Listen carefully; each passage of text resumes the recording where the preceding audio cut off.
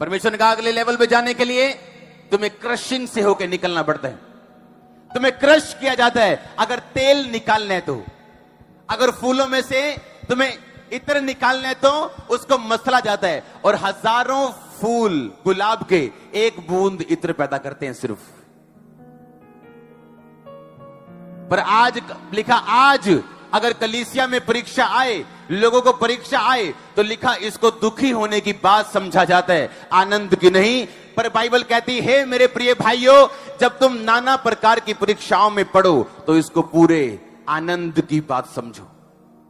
तुम्हारे परखे जाने से धीरज उत्पन्न होता है, धीरज को अपना पूरा काम करने दो ताकि तुम सिद्ध और स्थिर हो जाओ और तुम में किसी भी बात की कमी ना रहे। हालेलुया। जब ये चर्च मैंने शुरू की थी 2007 में, 2004 में प्रभु में आया, 7 में चर्च शुरू की। आप जानते तब क्या हुआ? मसीह में आने के कारण मेरी फैमिली पहले से मेरे खिलाफ थी। दोस्त मुझे छोड़ने पड़े क्योंकि सबके साथ में शराब पीता था।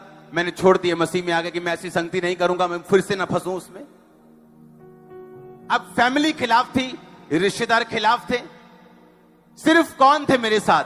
सिर्फ चंद क्रिश्चियन लोग, वो भी मेरे खिलाफ हो गए 2007 में जब मैंने मिनिस्ट्री शुरू की। सुनो ध्यान से, ताली में बजाओ। अब मैंने कहा कोई बात नहीं, मैंने सेवा करनी, कोई विरोध हो, क्रिश्चियन करे नॉन क्रिश्चियन करे, कोई भी करे, प्रभु तो मेरे साथ है ना। एक दिन मैं शाम को उठा, शाम को सो गया, मैं थोड़ा सा मैं बीमार फील कर रहा था। उठा तो मुझे बुखार था 101, और वो बुखार हटा नहीं। दवाइयां खा के, टेस्ट करा के इतना कमजोर हो गया, मेरे से कंघी नहीं कर होती थी सिर की। ब्रूसेलोसिस बीमारी होती, जानवरों से आती, वो बुखार खत्म नहीं होता।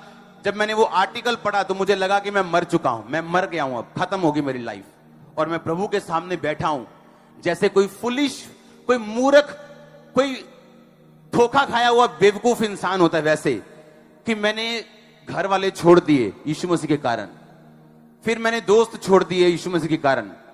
फिर जब मैं सेवा में आया तो जो मेरे 2-4 क्रिश्चियन थे, मेरे भाई बंधु, वो भी विरोधी हो गए मेरे। अब मैंने सोचा चलो ठीक है, कोई मेरे साथ नहीं, प्रभु तो मेरे साथ होगा। अब मैं बीमार हो गया हूं और परमेश्वर भी मेरी प्रार्थना को सुन नहीं रहा। मुझे ऐसा लग रहा था मुझे किसी ने मूर्ख बना दिया हो।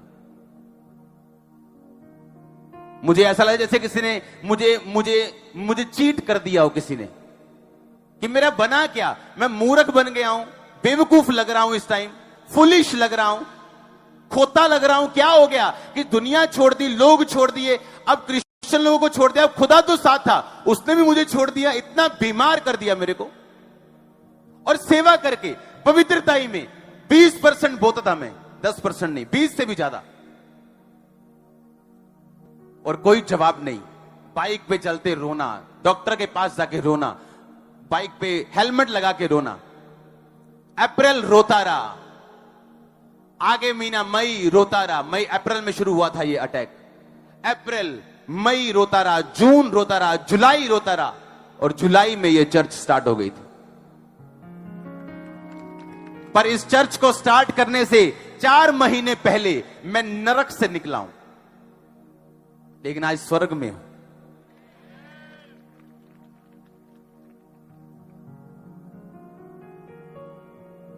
और मेरी पहली बड़ी मीटिंग में हनेरी आ गई थी, और लोग बोलते देखिया आइदा पहला क्या ही शैतान वालों चर्च आ गई ना नेरी, चाकते तंबू। मैंने कहा चिंता मत करो,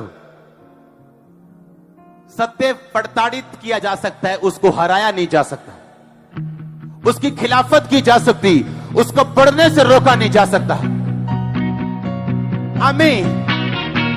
इस चर्च को जहां बैठ के मजा लेते हो हर संडे खुदा की हीलिंग का, इसको शुरू करने से पहले जो मैं निकला हूं वो मैं जानता हूं,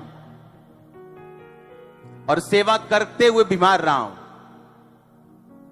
हूं। और एक टाइम आया, बिना दवाई के, बिना टेस्ट के, बिना मेरी प्रेयर के वो चीज मुझे छोड़ के जा चुकी थी। आज लोग कहते हैं फेसबुक पे, पापा आई रिसीव सेम ग्रेस। मैं अपनी वाइफ को हंसता हूं, मैंने कहा सेम ग्रेस रिसीव करनी फेसबुक पे। जब तेरे साथ आधा भी इंसिडेंट हो गया तो तू कहेगा पापा I don't want this grace. आमीन। ये ग्रेस ले सकते हो, मुझसे बड़ी ले सकते हो, पर क्या तुम चलने के लिए तैयार हो दुखों की भट्टियों में से? मैं नहीं कहता तुम मुझसे बड़े काम कर सकते हो और करोगे। बाप चाहता है उसके बच्चे उससे बड़े करें। आप करो यीशु मसीह के नाम में मुझसे बड़े काम। पर क्या आप तैयार हो इनसे निकलने के लिए? आपके पास कोई नहीं होगा और खुदा भी आपकी बात नहीं सुनेगा, तब मुझे बताना चाहिए कि नहीं। ऐसे शुरू हुआ ये चर्च। तो जब तुम नाना प्रकार की परीक्षाओं में पढ़ो तो इसको आनंद की बात समझो। उधर शैतान ने अपना बेस्ट थप्पड़ लगाना मेरे को, और मैंने ढेरी हो जाना सोमवार मंगलवार। जब वीरवार आना प्रार्थना का दिन, मैंने तैयार होकर एक बेस्ट थप्पड़ लगाना शैतान को। आजा भी, तू सोमवार लगाएगा, मंगलवार लगाएगा, बुधवार लगाएगा, मैं तेरे को वीरवार ऐसा मारूंगा तेरे रख के। शैतान कभी बेचारों से डरता नहीं, बेचारों की कोई कद्र नहीं उसके पास। वो आपके एक मारे, तैयार करके मारो 10 उसके यीशु मसीह के नाम में।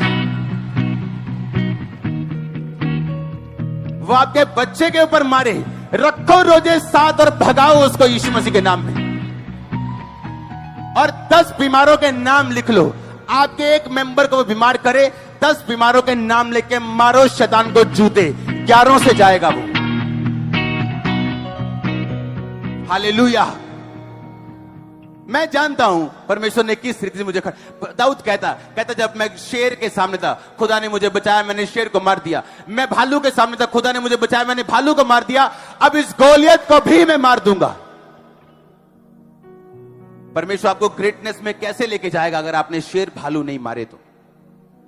जब शेर भालू सामने आते हैं तो वो मौत होती है जो सामने आती। आपको लगता है ले भी मैं तो खुदा दियां वड्डियां वड्डियां गल्लां करने लगे, चर्च शुरू करने लगा ही मैं तो मर चला, मैं तो फिनिश हो गया हूं, क्या करूंगा अभी?